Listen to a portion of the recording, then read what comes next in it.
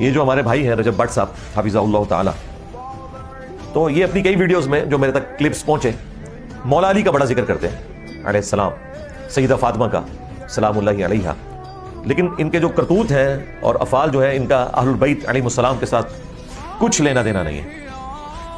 लिहाजा जो लोग इनको देखने वाले हैं वो ये भी देखें कि अगर कोई शख्स इतने बड़े लेवल के ऊपर बेहयाई का काम कर रहा है और उसमें उस बेहयाई को कोई मजहबी टच देता है, ये दीन का तड़का लगाने की कोशिश करता है, तो इस किस्म का हमें दीन नहीं चाहिए भाई।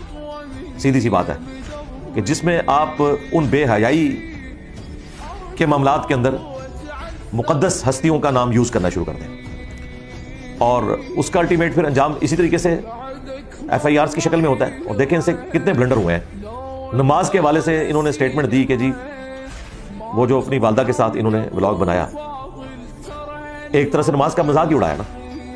उसके बाद मदीना शरीफ जाके भी स्टेटमेंट दी। अब ज़ाहिर है वो पढ़ा लिखा तो है नहीं है, उसे पता ही नहीं कि वो क्या बोल रहा है। अब जो पै दर पै इस किस्म के मजाक करने का अंजाम आपके सामने आया है वो बड़ा भयानक है, और वो ये है कि इन्होंने एक परफ्यूम लॉन्च की 295 के नाम से। कोई इसमें हर्ज नहीं था अगर ये सिर्फ 295 के नाम की हद तक रहता। अब बाज़ लोग उनकी तरफ से सफाइयां दे रहे हैं कि जी ये कोई डिजिट किसी का ठेका है, और भाई बिल्कुल आप ठीक कह रहे हैं, लेकिन आप देखें कि उसने इसको रिलेट किसके साथ किया और फिर कॉन्फिडेंस देखिए उसका आसमानों पे है।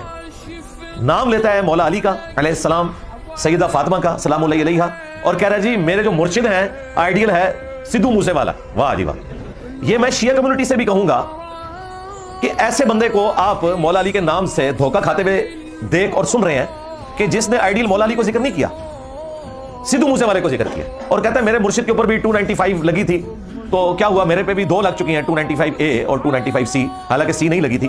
खुद उसने दावत दी कि मेरे ऊपर लगाई थे। अब इस किस्म की जब आप वर्डिक्ट देंगे फिर आपके साथ यही कुछ होगा भाई, सीधी सी बात है।